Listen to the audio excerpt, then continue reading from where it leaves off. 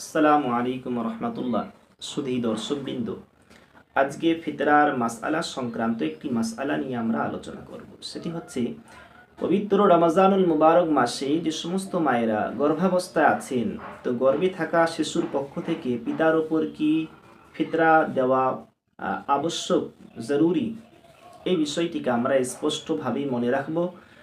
যদি কোনো শিশুর ঈদের দিন ফজরের ওয়াক্ত আসার আগেই জন্ম হয় এবং সেই শিশুর পিতার উপর ফিতরা ওয়াজিব, তাহলে সেই পিতা সেই শিশুর পক্ষ থেকেও ফিতরা আদায় করবে, ওয়াজিব, আবশ্যক।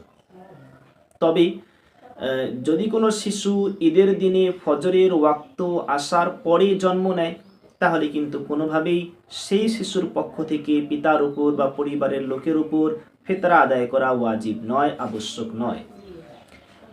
বিষয়টিকে আমরা শেষ করার পূর্বে ফতোয়ার কিতাব থেকেও জানবো। বিখ্যাত ফতোয়ার কিতাব ফতোয়ায়ে শামী, এখন আমার সামনে আছে, 3য় খণ্ড ফিতরার অধ্যায়ে বিষয়টিকে স্পষ্ট লেখা আছে।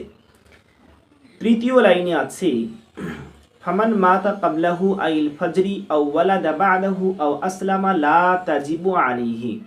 এখানে মূল 3টি মাসআলা বয়ান করা আছে। তার মধ্যে একটি হচ্ছে, যদি কোনো শিশুর ঈদের দিনে ফজরের ওয়াক্ত আসার পরে জন্ম হয়, তাহলে সেই শিশুর পক্ষ থেকে সাদাকায়ে ফিতর দেওয়া ওয়াজিব নয়, আবশ্যক নয়।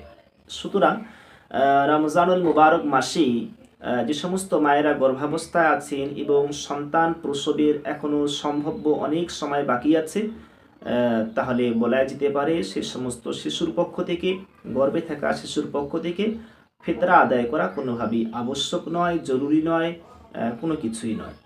এখন একটা প্রশ্ন আছে, সেটা হচ্ছে, যদি কোনো ব্যক্তি রমজান মাসে সেই গর্ভে থাকা শিশুর পক্ষ থেকে ফিতরা আদায় করে দেয় এবং দেখা গেল সেই শিশুর জন্ম ফজরের ওয়াক্ত আসার আগেই হয়ে গেল, ঈদের দিনে ফজরের ওয়াক্ত আসার আগে সেই শিশুর জন্ম হয়ে গেল, তাহলে সেই শিশুর জন্মের পূর্বেই যে ফিতরা আদায় করা হয়েছে সেই ফিতরায় কি যথেষ্ট হবে? এক্ষেত্রেও আমরা মনে রাখব যে জন্মের পূর্বে যে ফিতরা আদায় করা হয়েছে সেই ফিতরা কিন্তু যথেষ্ট বলে গণ্য হবে না। সুতরাং সন্তান যদি জন্ম হয় ঈদের দিন ফজরের ওয়াক্ত আসার পূর্বে, তাহলে ঈদগাহে যাওয়ার আগেই আমরা ফিতরা আদায় করে দেব। আল্লাহ সুবহানাহু ওয়া তাআলা আমল করার তৌফিক দান করুন।